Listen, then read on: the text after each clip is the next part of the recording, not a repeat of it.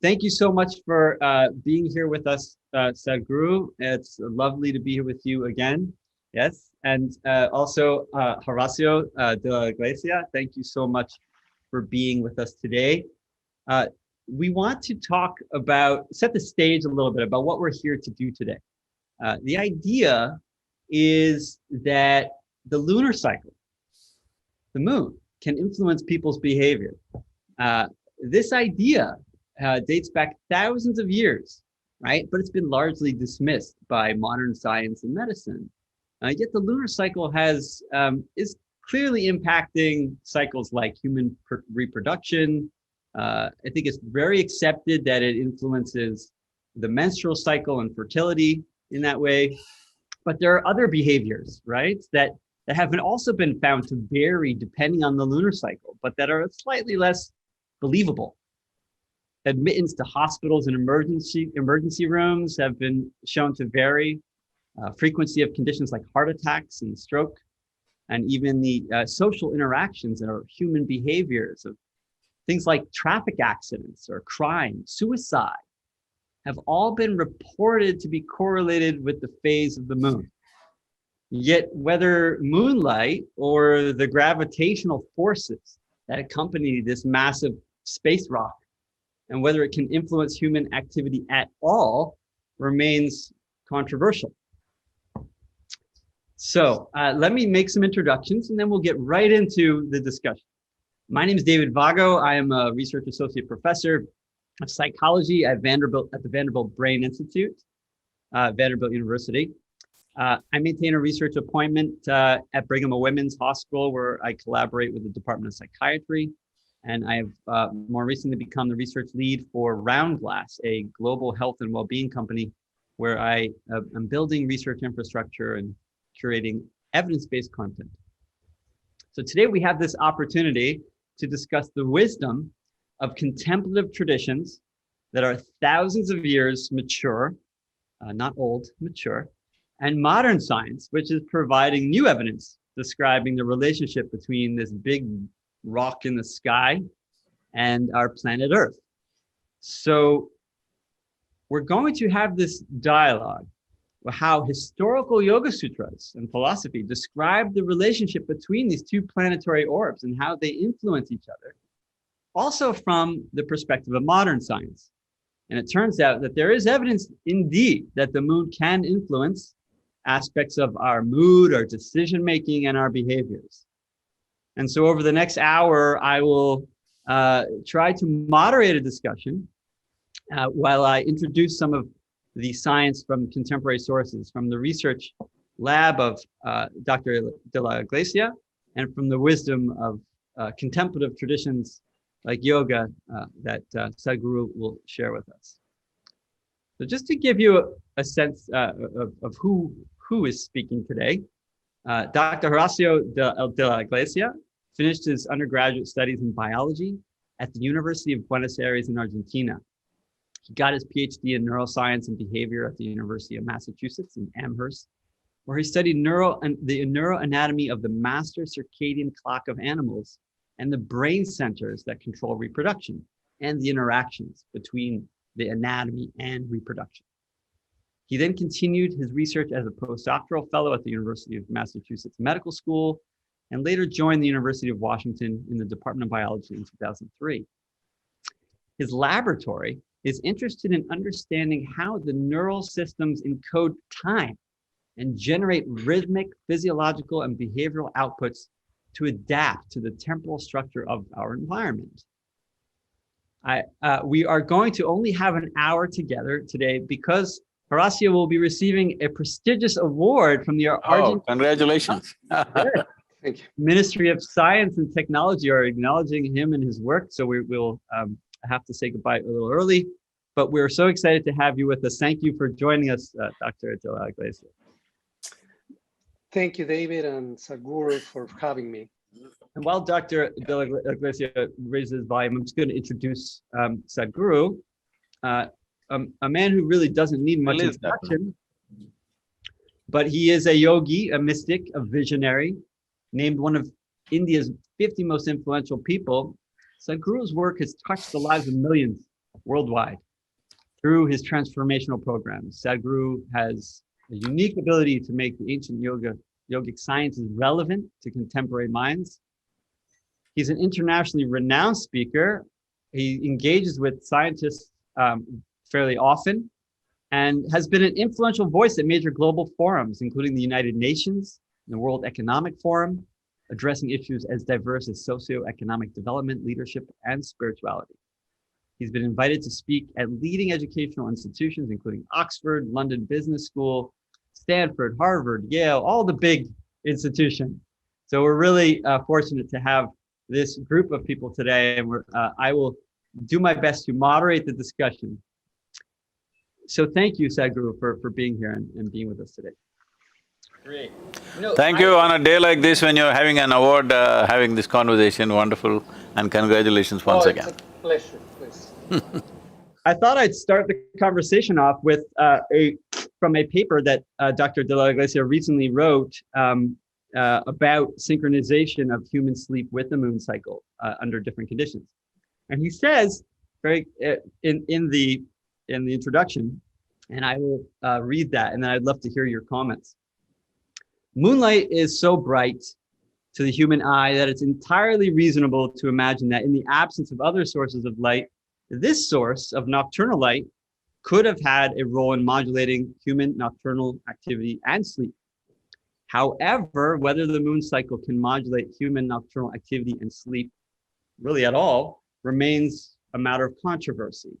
So I thought maybe you could tell us a little bit more about what is this controversy? Why is it not clear how the moon? Yeah, so it turns out that there had been some studies looking at sleep recordings from sleep laboratories in which they had found an effect of the lunar cycle on the electroencephalographic recordings of sleep. However, that was a retrospective analysis of sleep stages in people that happened to be in the sleep lab at different times of the lunar cycle. So it wasn't what we call a longitudinal study of the same individuals throughout the lunar cycle.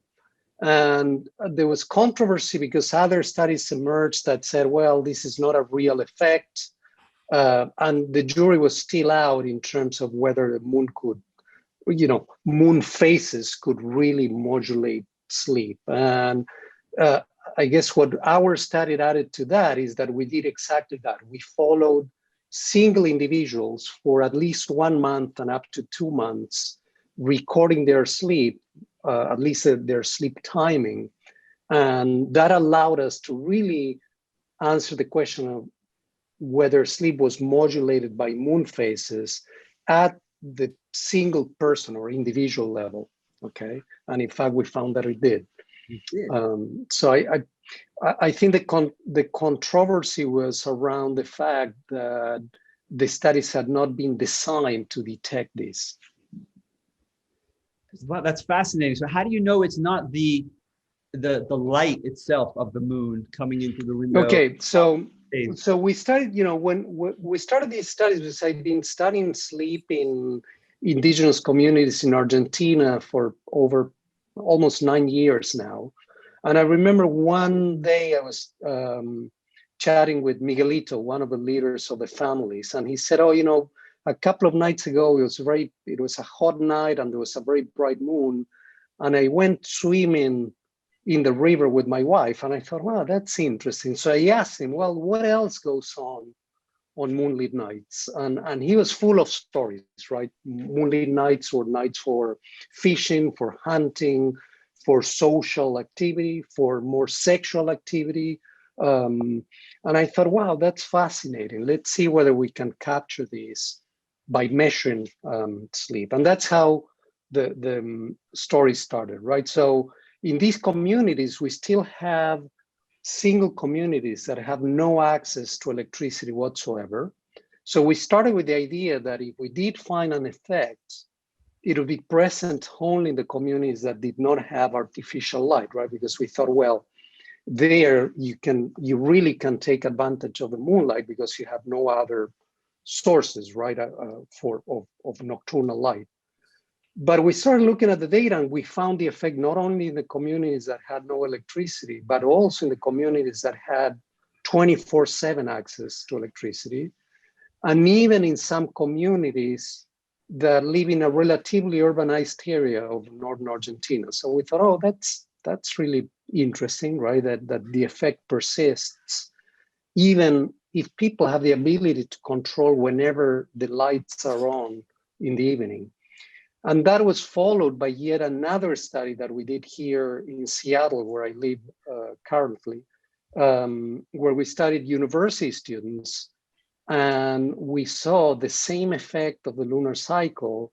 And these are students that are very much unaware of what moon phase they're going through. So it's not like they're looking at the moon and say, oh, this is full moon or new moon, and therefore they are responding to the lunar light, right, to the moonlight. In fact, light pollution in Seattle is way above the levels of full moonlight intensity.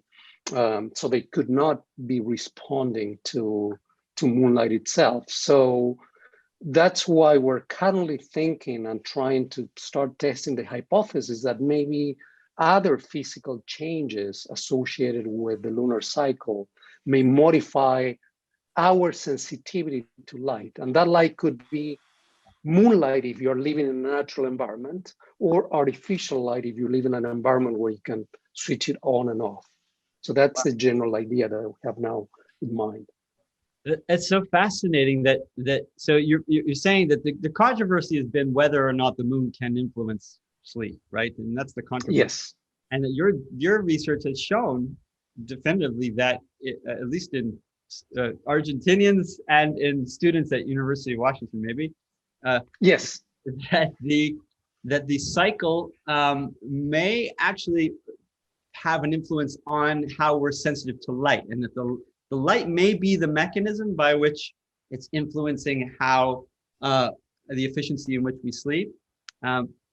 But the gravitational force may also have some sort of implication. I'm wondering if you could tell us a little bit about how there's a mass, right, that the moon carries and a mass that the Earth carries, and that all objects have mass and carry some force. Is there something related to the force by just the mass of the two objects that is causing a change in human physiology?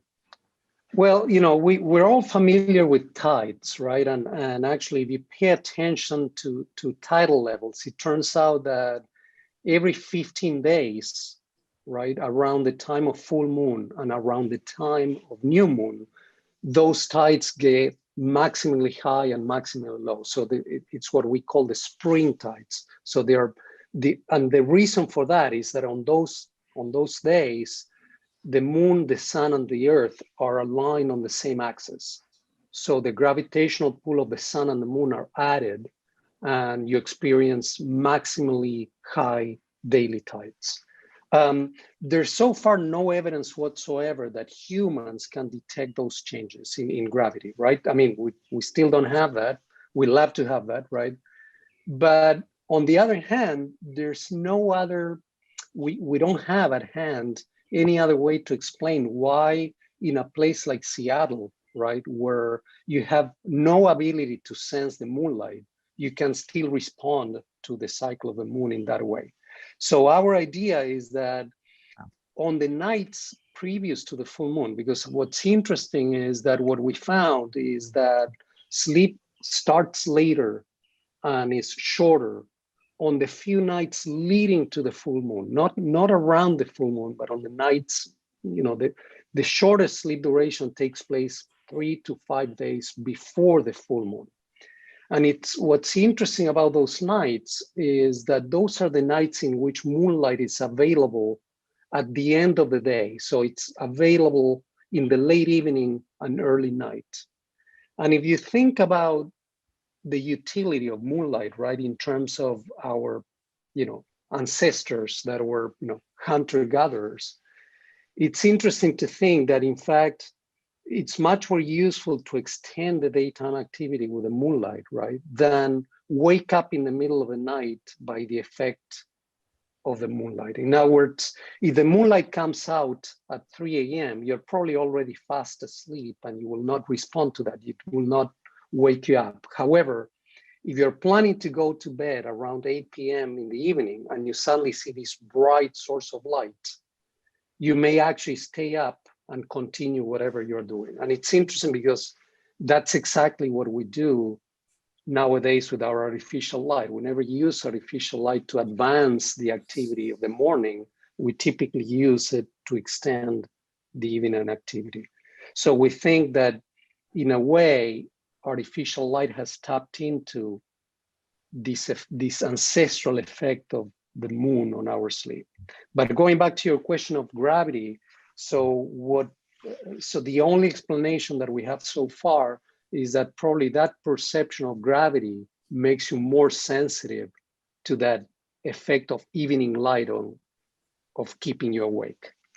But the data is not clear, right? How gravity can... No, because we still, as far as we know, there's no physiological data that shows that humans can respond to these subtle changes in gravity, because they're not huge changes. And of course, animals that live in the intertidal zone, right, that are very well adapted to the tides, their whole life is very much in synchrony with these tides, right? But so far, nobody has been able to show that humans could respond to these gravity changes. So maybe Sadhguru, you could provide some light from the yogi perspective. Clearly, there's a large, history of descriptions of how the moon can influence our physiology, but there's no evidence from modern science to show that gravity, at least gravity, specifically the forces that bring two masses together, can influence how our body and mind function. So I'm really curious about what the Hindu scriptures will say and how it can maybe motivate and inspire some more research. Namaskaram. See, when from the yogic perspective, if you look at it, one important arm of yoga, which is called as Hatha Yoga, simply means Ha means the sun, Tha means the moon. Hatha means to bring a balance between these two forces. So, essentially, approximately 7 to 8 planets and the moon and the sun together have a significant influence on the making of life on this planet. This is how it is seen. In this, the sun, moon and the planet has the maximum impact. Well, the male population may be confused about it. I think the female population in the world, human population, has always been very much in sync with the cycles of the moon, and that's the basis of our birth and our existence right now. But apart from that, we do not see moon as just having some gravitational impact on us and its extra reflected light like this. We see moon as the basic element which holds Earth in its trajectory of rotation or the revolution around the sun. In the yogic sciences, we see that, I think today modern sciences are confirming this, that the moon as a satellite is moving away about 20 millimeters every year.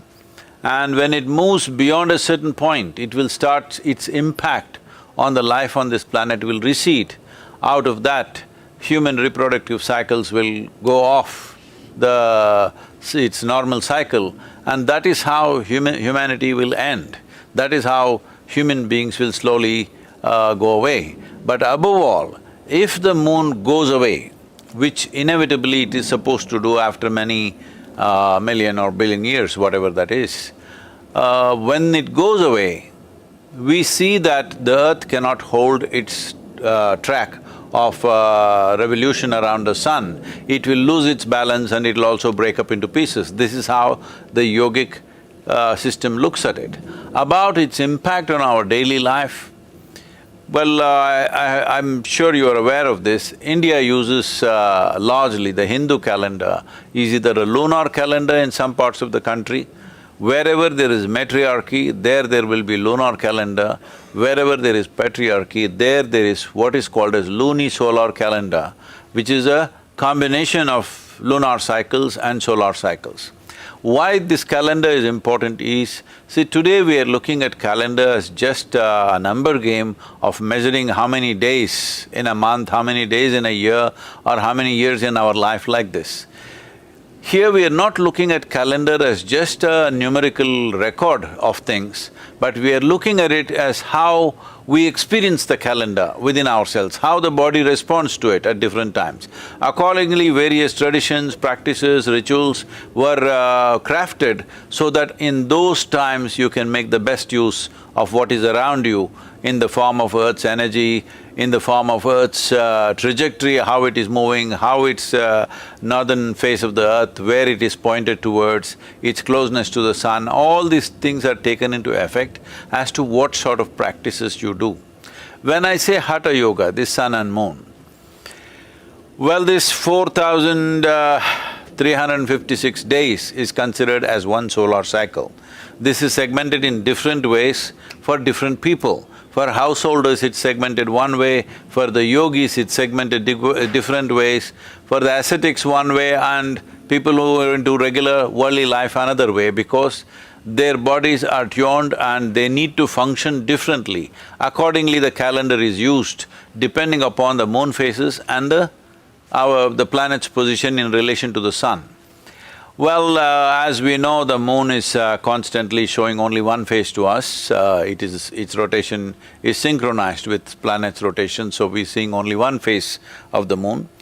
This also is significant because the way the moon responds or the way the planet responds to the moon, there are very wonderful stories how they're always looking at each other. The moon never turns its back upon the planet.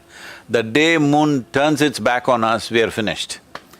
In case the moon turns its back on us, that means human reproductive system will go away and it's over. That means when the moon's rotation goes beyond a certain radii or certain circumference rather, then it will start showing the other face to you. When it shows the other face, that means the end of humanity has come. In a few years, it will go down. So, what impact it has on a daily basis? Well, it is not the moonlight alone. It is a whole… today people are talking in scientific terms of electrical charges, electromagnetic impact and other things. Well, I don't want to talk about it, that I'm not an expert in that, but in the yogic system, we have a lot of significance to full moon and new moon days, because those 2 days there are different types of practices we do. Ascetics usually do practices during new moon days. People in the family way of life, they will do all their practices during the full moon night because the impact is very different. There are variety of devices that we created at one time where, like through the full moon night, how to expose your spine to the moon, not allowing the moon to fall on the other parts of the body, a device so that a narrow crack which allows moonlight to fall only upon your spine, and how it reorganizes your system. 3 full moon nights like that could completely reorganize your system from ill health to health, for in women it was seen as from barrenness to fertility and various other aspects, and also in the mystical world, various levels of perception were always, connected with the moon. As you might have seen images, Adi Yogi, the first yogi, wears moon, a crescent moon, in his upon his head like a jewel. This is to indicate that he is at the highest level of perception, because human perception and moon are very connected. Well, today in terms of medical terms, the doctors, you must translate this, but I'm saying in medical terms, we may see it as there is a certain level of neurological stimulus. When I say neurological stimulus, why I'm talking about this is, see, as in the evolutionary process of life on this planet, Of all the things, we are not the strongest creature on this planet, but we have the most complex and sophisticated neurological system. That's what renders us as really on top of the pile of the evolutionary system. So this neurological development is the most significant aspect of who we are. And the neurological development of the human being and how stimulated it is and how active it is and how balanced it is in many ways directly related to the phases of the moon, and there are very many ways in which people can make use of it to handle their various mental fluctuations and sloshings that they have. You know, many human beings go into tides themselves within their system because the whole oceans are going up, but 72% of our body is also water.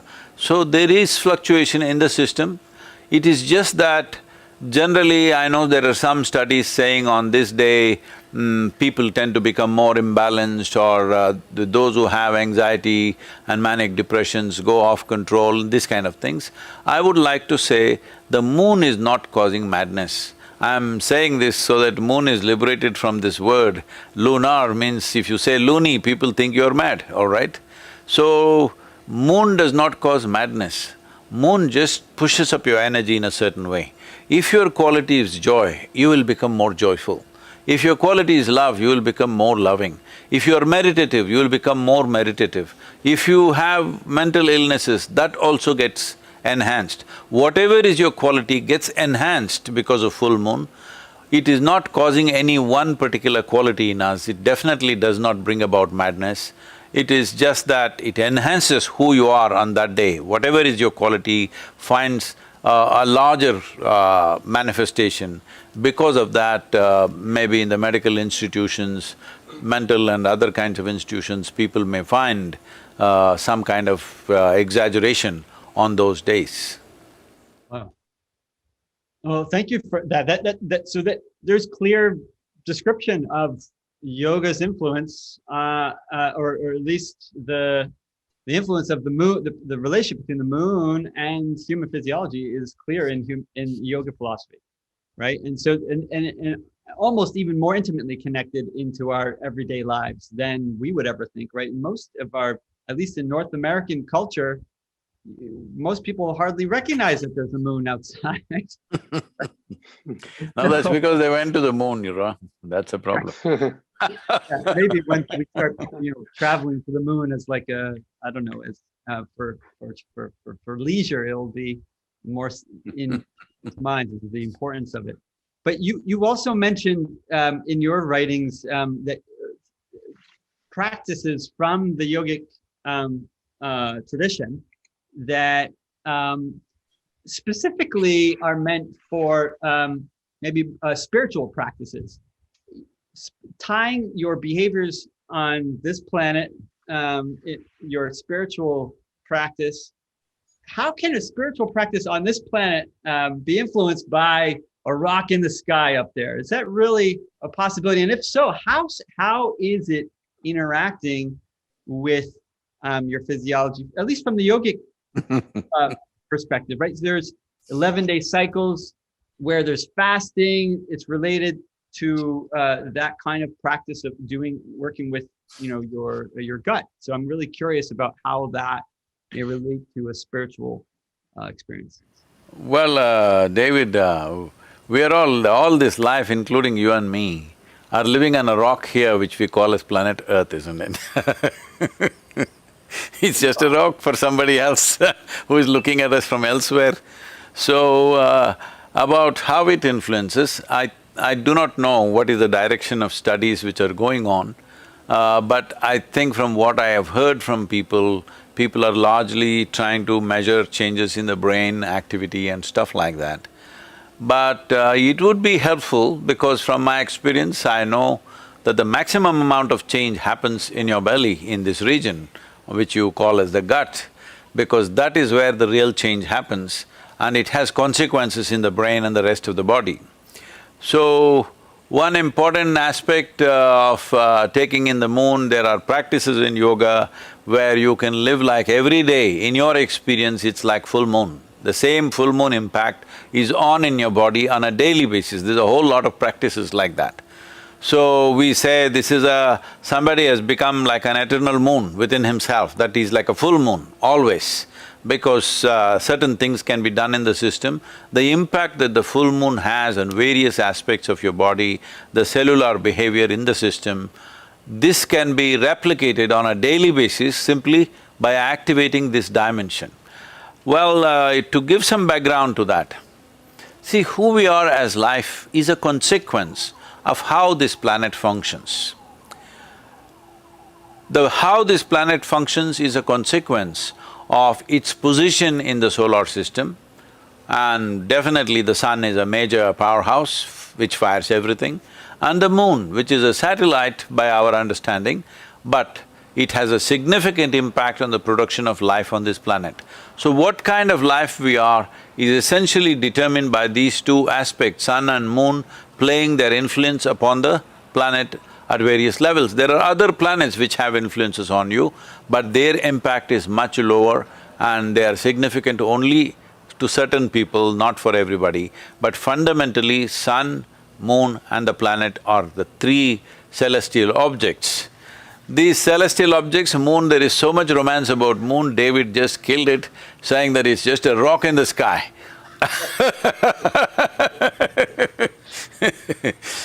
So many people have fallen in love on that day, David. Now you just made a rock in the sky. Well, why is this rock so special, compared to, other stars in the sky? I mean, it is close, so we see it, and we engage with it a little bit more, but is there something unique about the moon itself? Or is it really just an organic sort of artifact of this influence of two massive rocks influencing each other? It is not that it is not the influence of the rock upon us, it is not the content or the mineral content of the rock which is making the difference. Maybe that also could be making, but essentially it is the geometric placement of the moon in relation to the planet that it's making the difference. For example, there are numbers like this. I am not very good with mathematics, but let me tell you something. The distance between planet Earth and moon and the distance between planet Earth and sun is 108 times more, and the diameter is similarly 108 times more. There's a geometric proportion to this. You can look it up, I'm not very good with these numbers. But essentially there is a geometric relationship which is more important. That's why I was telling you, as the circumference increases, its influence will decrease. And about 3,700 years ago, a certain yogi made a calculation that in 28,000 years' time, the influence of moon upon the planet will become so feeble and slowly the moon will start turning its back upon you. That is when human race will go down. Well, now about 3,700 years are gone, so we still have 24,300 years according to that calculation. So, as this 20 millimeter excess of the radius that is happening year on year, which has been confirmed by scientific measurements, if this continues for another 28 years or 28,000 years or so, then they say the influence of moon will become so minimal on the planet that it may not be able to help us to regenerate.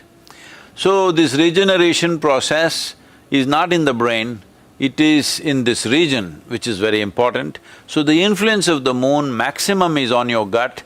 So this is the reason in India there is a whole tradition on full moon day how you should eat, on a new moon day how you should eat, for every phase of the moon how you should eat on that day, both in terms of quality of food and the quantity of food, what you should do so that you can get maximum benefit of the moon phase of that time. So one important thing is, in India, this was the practice traditionally in the Hindu calendar, that for all activity that we are doing, there were no weekly holidays, there was 3 days break for full moon and 2 days break for new moon. But there was no Sunday, Monday kind of holidays. So now we've just come to this because these numbers are easy to calculate. You don't have to look up at the sky. As you said, most people who live in cities don't even know there is a moon that exists, they only read about it somewhere. They've never looked up in the sky. At least every month they're not looking up, definitely not every day. Even the full moon nights, they're missing it completely because the lights are all bright and blazing. So where will they ever, Professor Horace suggested that, the light pollution in Seattle city is much more than the moon, so where will they notice it? They will not notice it unless they're out in the open somewhere. Generally, people notice it if they're in the wild or especially if they're on the ocean, then you cannot ignore the moon, you understand what kind of significance it has. Today, all our marine vessels are powered. Otherwise, in ancient times, tides and mariners are like, inseparable. There is no way. So their full moon, new moon and their expeditions were so very connected. It definitely has more impact than just causing minor differences. We were talking about how the sleep quality changes. I would like to see that scientists like you focus on how our life quality changes with the moon phases, how our wakefulness changes. Why are we talking about sleep? Because I see there is a kind of a fetish about sleep in this country. To sleep well, to sleep well. No, to live well is more important than to sleep well. If you live well, you will sleep well. That's a really good point. Horacio, could you Yes. maybe comment on some of what Sadhguru has been alluding to, at least from not only from the yogic scriptures of a more intimate relationship that humans have with the moon on a daily basis, the different behaviors of fasting, of how they, bring in food depending on the phases. Do you see the phases of the moon influencing any other aspect of human physiology in your research?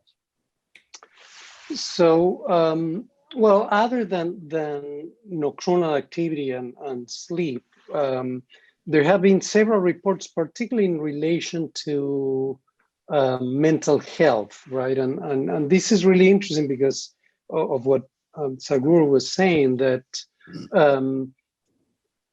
any character that you have will be enhanced at given phases of the moon cycle, right?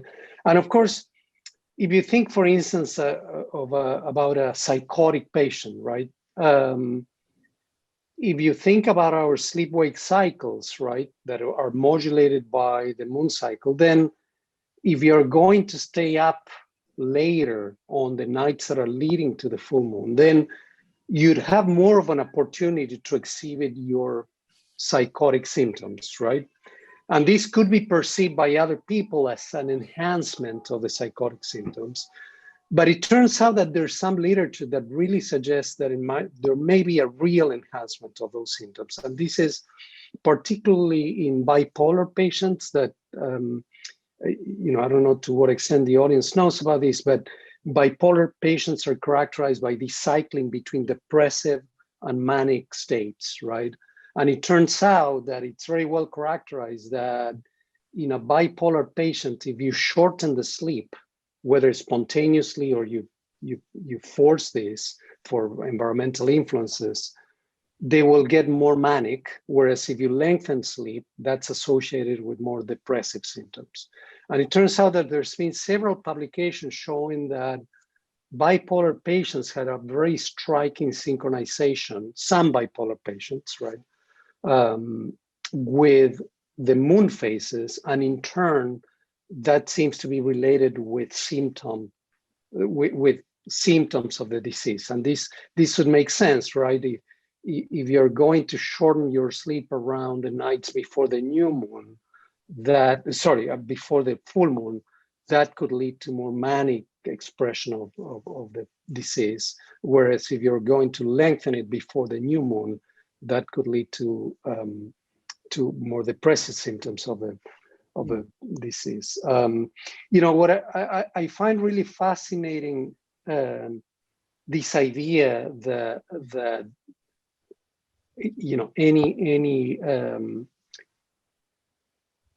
any personal character that you have, will be enhanced by the moon cycle. And I guess, one one question that I was thinking about is there something special about the nights leading to the full moon in terms of preparation for that night of the full moon in the yoga culture, right? Because that's when we find that main effect, right? That sleep is more severely affected on the nights previous to the full moon, not on the night of the full moon itself. So I wonder whether there are some practices that are associated with those nights specifically, right? Or with those days in general.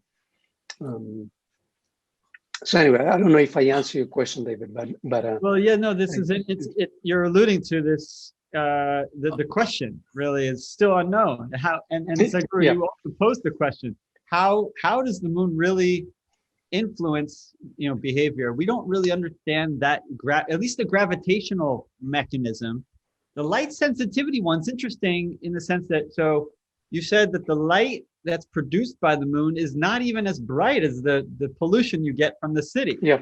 So why would you be more sensitive to that light, even through another mechanism like the gravitational force? Yeah. Yeah, and makes of course we don't know what the mechanism is, but it's a fascinating question, and it goes back to what Sadhguru was saying, that yes, we live in an environment where we're completely unaware of what the moon is doing in terms of the lunar month, right? But yet, there may be inescapable influences of the moon on our physiology, right? That even if you live in a completely isolated built environment with thick curtains, turning the artificial light whenever you want, you may still be under that influence. And that's suggested by our research in these highly urbanized environments like Seattle. It's fascinating. So I was involved in some research actually at Brigham Women's Hospital that looked at circadian rhythms, and Charles Czeisler, who is one of the world-renowned experts in this area, he showed that you can use a light cue as small as a spot of light, maybe the size of a nickel, on the back of your knee, to actually influence your circadian rhythm, to change the rhythm. So if light that small, actually, yeah, I think that the story on the light on the back of the knee was finally not. It wasn't from Chuck Czeisler's lab, but I think that didn't eventually hold. That story was from another lab, but in any case, but I guess the point, which is very important, is that very dim light can influence your circadian system, right? And much dimmer than we used to think about. And a question would be, do you think that the spectrum of light from the moon is something unique compared to, say, other artificial light?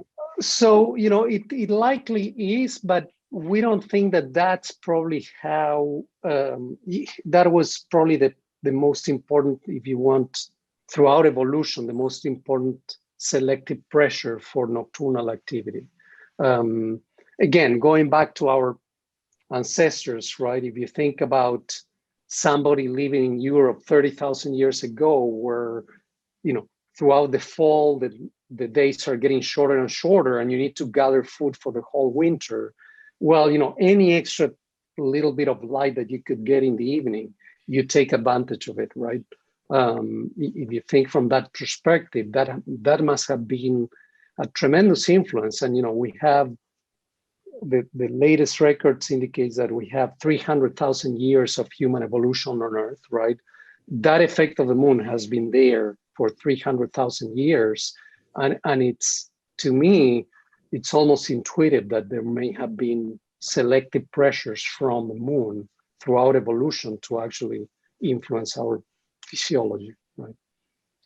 Is there anything from the sciences to suggest that, because that's what Sadhguru was alluding to also, was that the moon is shifting on its axis, and so is our magnetic poles, and we know that is also influencing rhythms biologically and on Earth seasonally. So I'm wondering, it from your perspective, do you see any changes maybe over the last 30 years or so since you started doing this work, and how the moon's change in its spatial orientation is maybe influencing?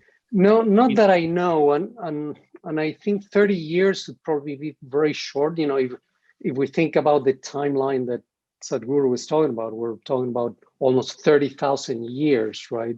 So half a lifetime probably will not capture that, right?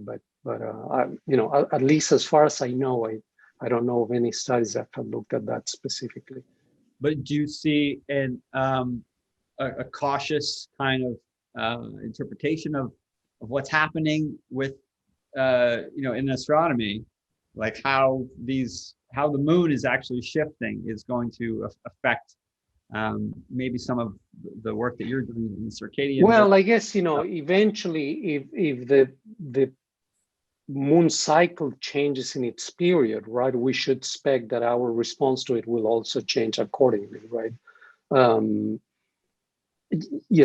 Even if it is small changes, that would be a prediction that could be tested. But again, I don't know how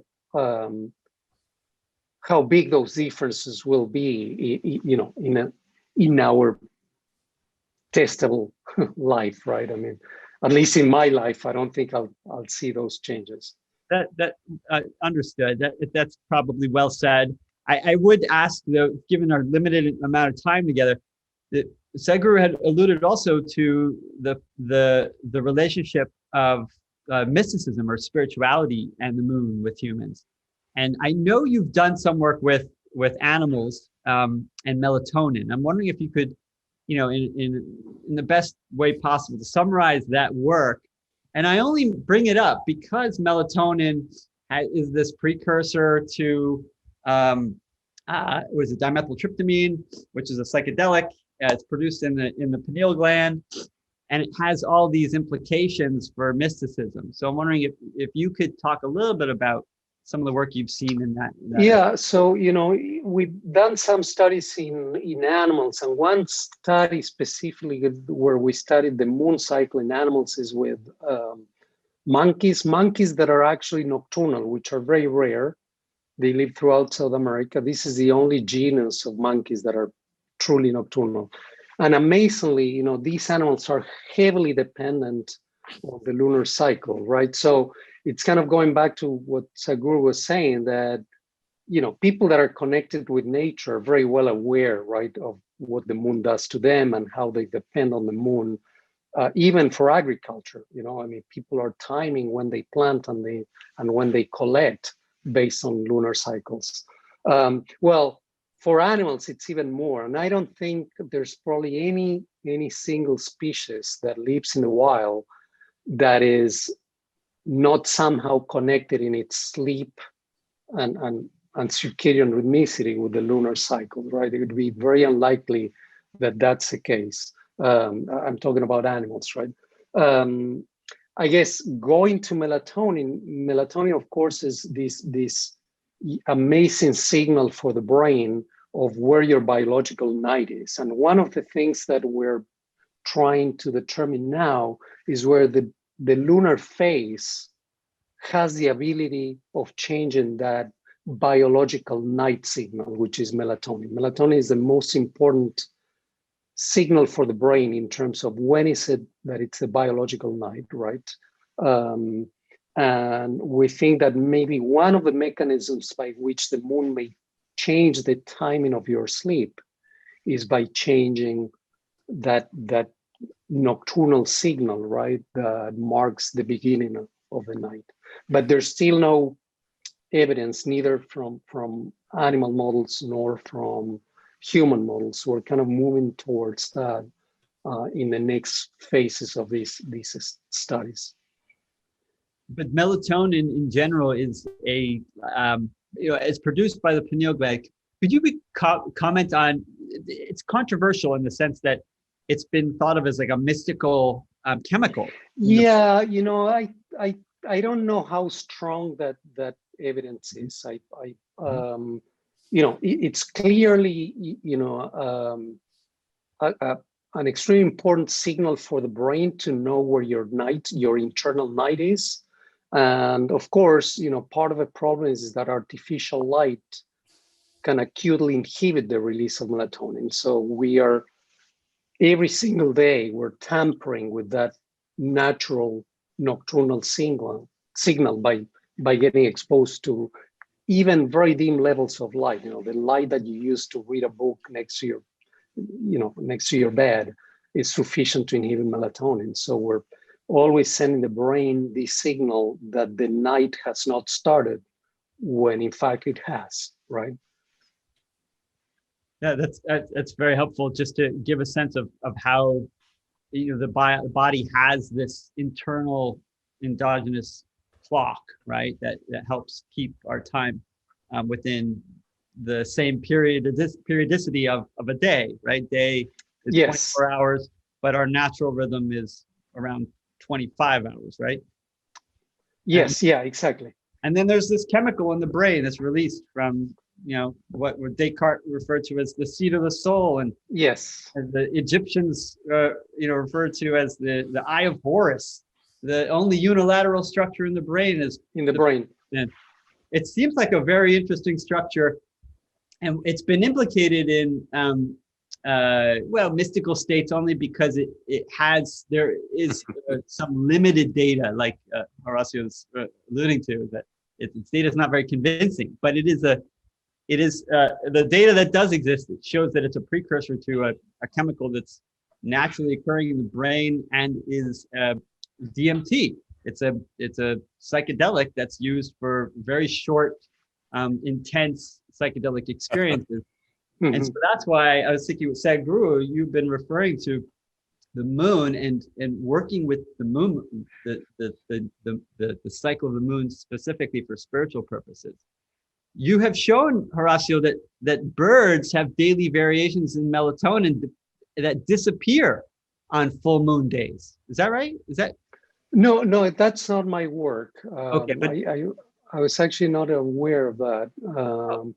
Well, there is some data that's showing that the fluctuations in melatonin vary on the lunar cycle. Is that something that you have observed in your work? Not yet. No, and we are actually gearing to do those experiments, those studies in human subjects, but we need to do that under laboratory conditions because of the fact that humans are very bad at exposing themselves to artificial light and erasing the natural signal of the night, which is melatonin. So in order to capture that, you need to put them in a lab where they remain very relaxed under very dim light, and then you can really see where is the natural melatonin signal sitting at in terms of noise.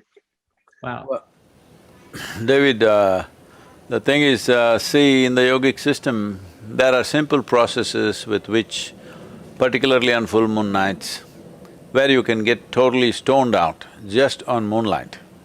Mm-hmm. There are processes to do that. And as you can see, I don't know what that DMT is, you can see I'm on it all the time. No substance from outside, it's from within.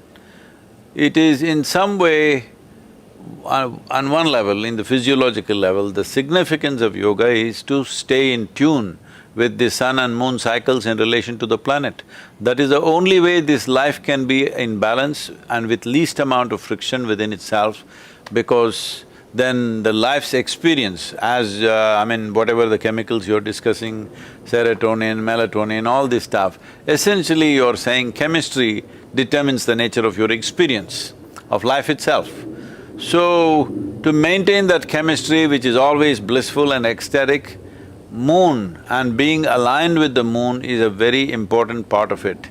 So, there are various practices associated with that. One thing I would like to request Professor Horace is if they can invest a certain amount of attention towards what is happening in the gut with the full moon, new moon, I think it may be far more easily measurable than what is happening in the brain, because what is happening in the brain, we see it only as a consequence. The real thing is happening in the gut. You may see certain effects in the brain. What is a consequence is one thing, but the process, the changes that are happening within the gut region is very big, and it is probably more easily measurable in my limited understanding of science, I'm saying, because what is happening is there more solid kind of stuff, it is more tangible, that maybe it is more easily measurable than what's happening in the brain. Yeah, that's a great idea. And there's a lot of research emerging on the importance of the gut, not just in general physiology and neuroscience, but particularly in circadian rhythms. So, and it is, there are definitely some physiological outputs that we could look at in our studies. So that's a great suggestion. Well, I think there are implications for this work, and this kind of dialogue and collaboration is really great. We are limited in our time together today. So in closing, are there any reflections that you want to reflect upon at this time? Horacio, maybe we could start with you, and then we can end with Sadhguru. Well, I guess, the main reflection is that we tend to think that we humans are very good at isolating ourselves from nature. And I think our research clearly shows that there are some aspects of nature that are unavoidable, right? Like, for instance, maybe we're all under the influence of the moon, even when we're not paying any attention to it. So that'll be my message too.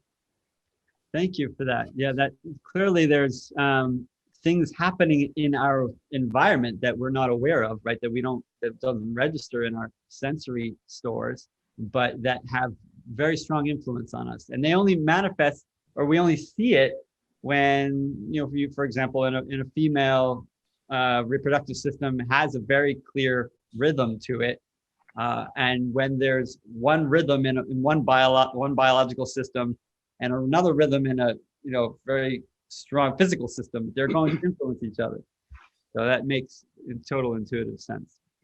Sadhguru, please, I would love to hear, I think all of the audience would love to hear your reflections on how you think scientists continue to work with yogis and yogi philosophy to better understand the influence of moon on behavior and mood. See, I mean, I'm not… with all due respect, I'm saying this. See, there are many instruments which are being used to analyze this data that you gather. But, well, it's… at least in my perception, it is well established, the most sophisticated instrument on this planet is the human mechanism itself. So, what is happening in the human mechanism? To measure that, do we have instruments which are sophisticated enough to what's happening there? So, why can't we do experiments where people who are in different… at least at a certain level of sadhana, their body itself is treated as an instrument of measurement, what is happening there, not necessarily taking their blood samples or neurological impulses and saying this and that. Yes, that is important at one level, but I'm saying beyond that, why don't we prepare people who the very body can be treated as an instrument, what it is saying, that is more important, because ultimately that is human experience also. So if we want the efforts of scientists to become a practical, implementable process, I think if we… I know this may be deflecting or deviating from how science has been till now, but I feel a time has come for that, because in this modern sciences, they clearly recognize there cannot be another gadget on this planet which is more sensitive, more sophisticated than human body itself. So, how to use that, if scientists can arrive at that, I think what is going at a snail's pace could go leaps and bounds, and this generation could benefit, not some other future generation. Okay. Yeah, that's a great idea. So now, and I apologize for having to leave early, but I really need to go to that Thank you, Doctor, for ceremony. this. Thank you very much, everybody, and it's been a great experience to hear you, Sadhguru, and all your wisdom and ideas. I already have at least a couple of ideas that are that may actually change how we go over our studies. So thanks a lot. Namaskaram. Thank you very much. Thank you so much, both of you, for participating today, and thank you all for listening and participating wherever you may be. May the moon have good influences on you all. And thanks a lot, David. Thank you, David. Thank you very much. And don't call it a rock, huh? Don't call it a rock. Okay. Namaskar. Namaskaram.